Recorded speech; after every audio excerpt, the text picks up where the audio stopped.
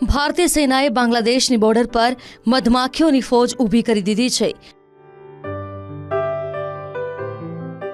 મધમાખીની આ ફોજ બાંગ્લાદેશ બોર્ડર પર તૈનાત બીએસએફની મદદ કરી શકે છે। મળતી માહિતી અનુસાર ભારતીય સેના બાંગ્લાદેશની સરહદ પર પ્રાણીઓની તસ્કરી, ઘૂસપેઠ અને બીજા ગુનાઓને રોકવા માટે મધમાખીઓનો ઉપયોગ કરી રહી છે। બાંગ્લાદેશની સીમા પર ભારતીય સેનાએ અદ્ભુત પ્રયોગ કર્યો છે। સૌથી પહેલા તો બોર્ડર પાસે મધમાખીઓના ઉછેરથી ત્યાંના લોકોને રોજગારી મળશે। આ ઉપરાંત બાંગ્લાદેશ તરફથી આવતી તમામ મુશ્કેલી પર મધમાખીઓ હુમલો કરી દેશે। તમને જણાવી દઈએ કે ભારત બાંગ્લાદેશની સીમા 4000 કિલોમીટરથી પણ વધારે છે। એમાંથી 2217 કિલોમીટર લાંબી સરહદ પશ્ચિમ બંગાળ સુધી જોડાયેલી છે।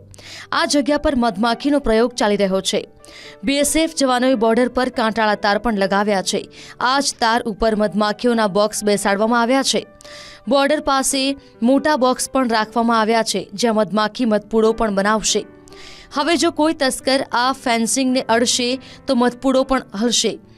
બાદમાં આ મધમાખી આક્રમક બનશે અને ઘૂસપેઠ અથવા તો તસ્કરો ઉપર હુમલો કરી દેશે।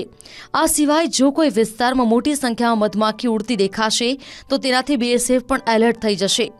મહત્વની વાત તો એ છે કે બીએસએફ બોર્ડર પાસે એવા છોડ અને ફૂલ લગાવી રહી છે જેનાથી મધમાખી આકર્ષિત થશે।